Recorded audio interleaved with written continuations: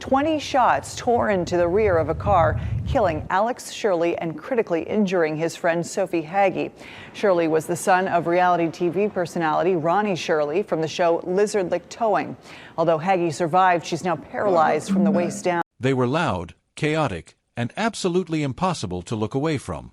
One minute they were chasing furious debtors down back roads in North Carolina. The next, they were brawling in parking lots while America watched with its jaw on the floor. Lizard Lick Towing wasn't just a reality show. It was a full-blown spectacle. But then, just like that, it was gone. And what happened after the cameras stopped rolling?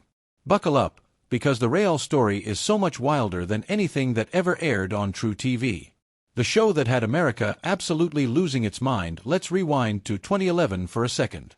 Cable TV was still running the game, and True TV was pumping out these chaotic, can't-look-away reality shows that somehow had everyone hooked.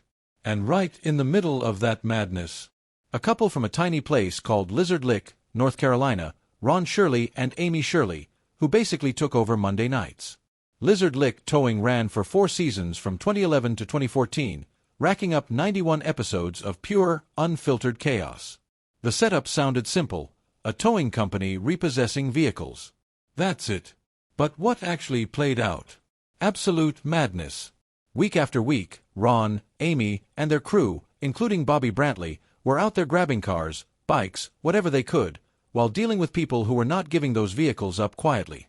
And that's where the magic happened. The shouting, the scuffles, the near fights, it felt unpredictable, like anything could pop off at any second. But it wasn't just chaos. There was personality. Ron was loud and intimidating, but you could tell he had a heart. Amy, she could calm a situation down, or turn it up instantly. And Bobby, the kind of guy who looked like he was always 2 seconds away from tackling somebody. At its peak, the show was pulling nearly 3 million viewers an episode.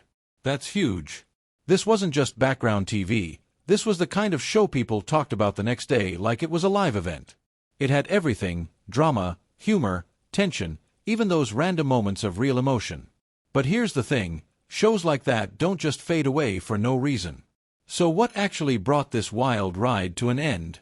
Hold on, was any of it even real? Before we get into why the show ended, we need to have the conversation that the internet has been having for years. How much of Lizard Lick Towing was actually, real? Here's where it gets deliciously complicated. True TV's network didn't actually list the series as reality TV. The network preferred to refer to it as actuality. Their whole branding at the time was not reality, actuality, which sounds like a very confident way to sidestep a very uncomfortable question. While Lizard Lick Towing was about a real company, many episodes were exaggerated and scripted reenactments of repossessions. Most storylines were loosely based on real people and things that actually happened, but were scripted and exaggerated to make for more interesting television. So yes, the company is real. The people are real.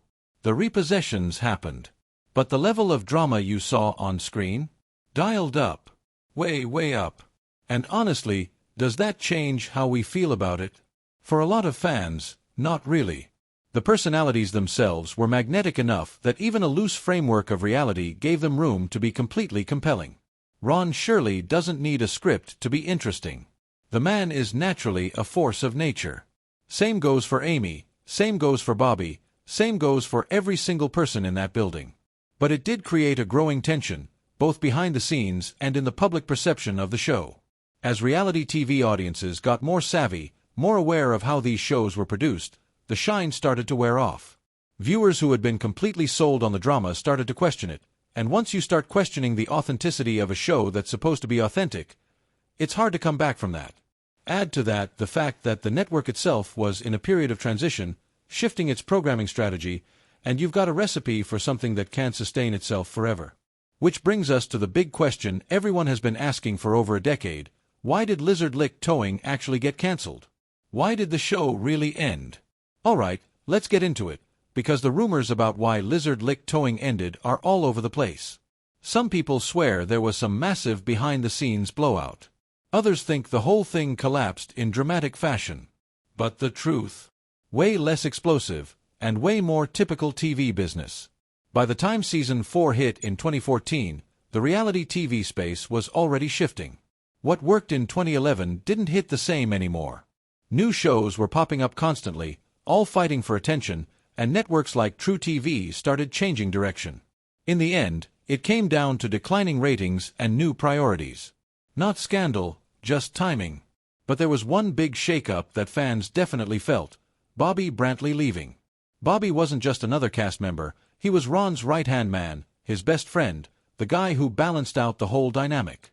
So when he stepped away in 2014 to chase his own business opportunities, it hit hard. And behind the scenes, things weren't exactly smooth. Reports pointed to growing tension between him and Ron Shirley, which later spilled into public disagreements after the show ended. And honestly, you could feel the difference. That chemistry, the spark that made everything unpredictable, just wasn't the same anymore. Then came the final episode on August 18, 2014, and that was it. No big goodbye. No emotional send-off. Just quietly gone, like a lot of reality shows tend to be. But here's where it gets interesting: before all the fame, before the chaos, this was just a small-town hustle built from scratch. So who were Ron and Amy before the cameras ever found them? Before the cameras, the origin story of Ron and Amy, this is the part people seriously overlook. Because yeah, Ron Shirley and Amy Shirley became loud, unforgettable TV personalities, but what they built before the cameras. That's the real story. Ron was born April 12, 1972, in Raleigh, North Carolina, and his path wasn't exactly smooth. A college football injury derailed everything, forcing him to pivot fast. And that pivot, it led him straight into towing in the early 90s, a world full of adrenaline, tension, and unpredictable confrontations. But here's what made Ron different: he didn't just show up to take cars.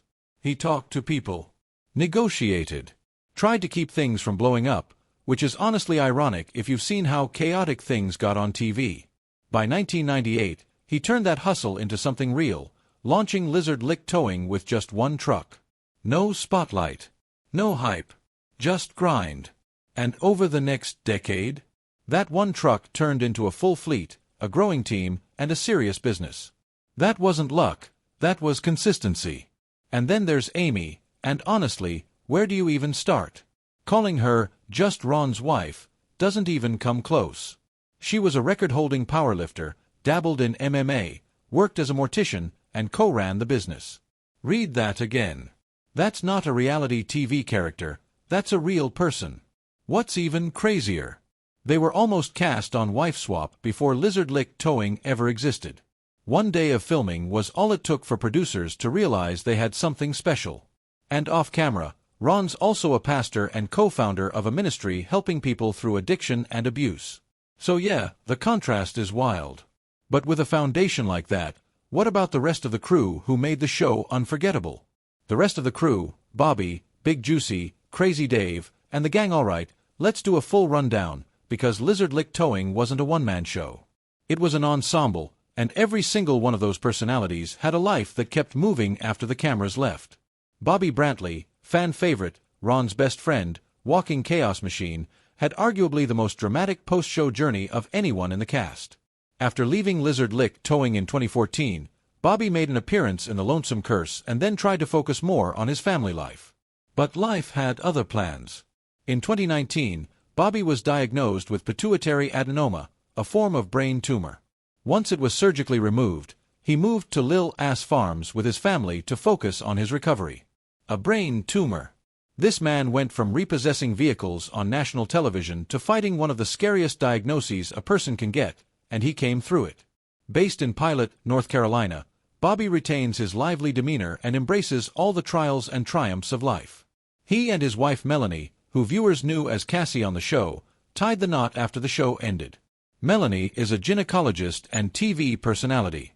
They have 8 children together and still make appearances at fan events alongside the crew. Let's talk about Big Juicy, real name Elaine McGilvieri, who was the chaotic, hilarious, unshakable front office presence that made every scene she was in 10 times better. Big Juicy kept moving up the success ladder after the show concluded. Despite her tendency to keep her personal and professional life private, it is known she is a loving mother who is committed to raising her 3 children. She's still connected to the Lizard Lick family and makes community appearances when the crew gets together. Then there's Crazy Dave Eckler, the shop mechanic whose unhinged energy was responsible for some of the show's most memorable moments. Dave is a community enthusiast who has appeared in several social gatherings, including Bobby Brantley's car show at King's Auto Corner for Missiles for Christ Ministry. The music lover sings and writes music and has worked on a musical project dubbed the Rocky Cross Project. He lives in Rocky Cross, North Carolina. Crazy Dave becoming a musician is somehow the most Crazy Dave thing that could possibly happen, and we love it. Cousin Johnny, Ron's cousin, towing assistant, and the man who could not stop causing drama, has taken the most dramatic exit of all from public life. Johnny has since retired from the public eye and no longer likes to share his personal and professional life. He doesn't have social media to update his fans, but he continues achieving new life milestones. Sometimes the loudest people on TV become the quietest people in real life. Johnny apparently decided he was done with cameras for good. And Swirly Earl? Fans of the True TV show will still recognize him listed on the Lizard Lick towing website as a tow truck driver. Still out there doing his thing. Some things don't change. But while all of this was happening, the careers, the farms, the music projects, the quiet retirements, the Shirley family was about to face something no television fame could ever prepare them for. Darkness falls. The tragedy that broke the Shirley family's heart. There's no easy way to transition into this part of the story, so we're just going to be direct. In February 2022, the Lizard Lick towing family was hit by a tragedy so sudden, so violent, and so devastating that it broke the hearts of everyone who had ever watched that show. On February 17, 2022, the Lizard Lick towing family suffered a great tragedy. Ronnie's son Harley Alexander Shirley was murdered at the age of 21. The incident occurred on February 17, 2022, following a memorial gathering for a friend who had died in a traffic accident. Deputies responding to multiple reports of gunfire discovered Harley shot in a vehicle at a nearby gas station. He was there to honor a friend. And he never came home. Then 17-year-old Joshua Stewart and then 16-year-old Nathan Christopher Jackson were charged with firing 20 shots into the back of a parked vehicle, killing Harley, who was sitting in the back seat.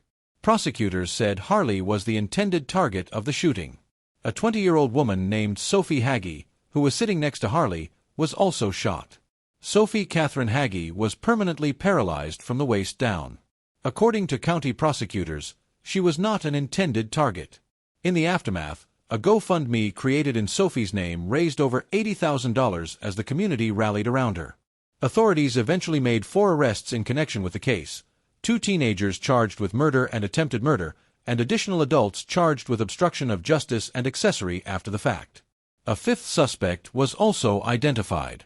The case was massive in scope and heartbreaking in every detail.